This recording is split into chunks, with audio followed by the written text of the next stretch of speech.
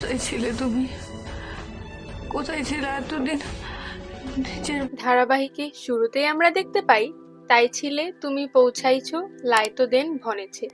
এই কথাটা শুনেই পরিস্থিতি আরো রহস্যময় হয়ে ওঠে। এরপর ম্যানেজার আশুতোষকে জানায় সে ঠিকই দেখেছে, তেজ যখন এখানে এসেছিল তখন সবকিছু তার চোখেই পড়েছে। এরপর গল্প ঘুরে যায় অন্যদিকে। পরবর্তীতে আমরা দেখি নেশার ঘরের ভেতরে বসে আবোল তাবোল কথা বলতে থাকে শুধু। তার কথাবার্তা, আচরণ সবকিছুই অস্বাভাবিক লাগতে শুরু করে। এই অবস্থায় কাননবালা সেখানে পৌঁছে যায়। সুধার এই অবস্থা দেখে সে রেগে গিয়ে বকাবকি শুরু করে।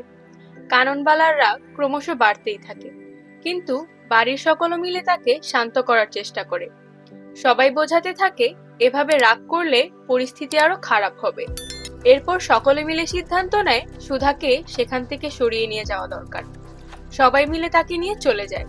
ঠিক তখনই লাজবন্তী কাননবালাকে স্পষ্ট করে বলে, আপনি যদি এখনই লাগামটা না টানেন তাহলে সামনে আরো বড় বিপদ হতে পারে। এই কথা শুনেই চুমকি পুরোপুরি অবাক হয়ে যায়। সে কিছু বুঝে উঠতে না পেরে সরাসরি তেজকে প্রশ্ন করে, তুই এসব জানলি কিভাবে? তেজ শান্ত গলায় জানায় সে আসলে কিছুই জানে না, কিন্তু তার মন বলছে এর পেছনে অন্য কিছু লুকিয়ে আছে। এরপর দৃশ্য বদলে যায়।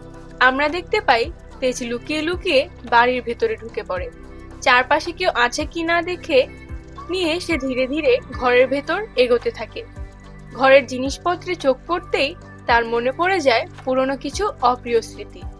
সেই সব স্মৃতি তাকে ভেতরে ভেতরে আরো শক্ত করে তোলে। এই সময় সেখানে ঝিনুক জ্যোৎস্নাকে বলতে শোনা যায়, দিদি, সবাই এমন জোর গলায় কেন বলছে যে জামাইবাবুকে দেখেছে? এখানকার ম্যানেজারও তো একই কথা বলছে। পরের দৃশ্যে দেখা যায় তেজ খুব সাবধানে সুধার ঘরের দিকে এগোচ্ছে। ঠিক সেই মুহূর্তে ঝিনুক এবং জ্যোৎস্না হঠাৎ বাইরে বেরিয়ে এলে তেজ তৎক্ষণাৎ লুকিয়ে পড়ে।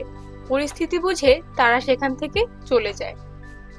এই সময় তেজ নিজের মনে দৃঢ় কণ্ঠে বলে, আমাকে কি কোনো পুলিশ কোনোদিন আটকাতে পেরেছে? আর কোনোদিন পারবেও না। এরপর আবার দৃশ্য ফিরে যায় সুধার ঘরে।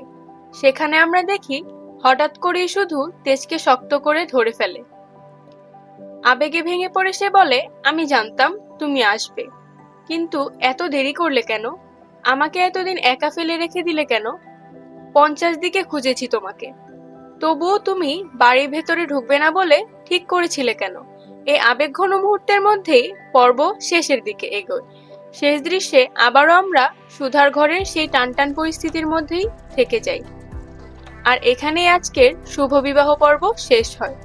নিয়মিত বেঙ্গলি সিরিয়াল আপডেট ও এপিসোড রিভিউ পেতে রূপ ডেইলি আপডেট চ্যানেলটি সাবস্ক্রাইব করুন।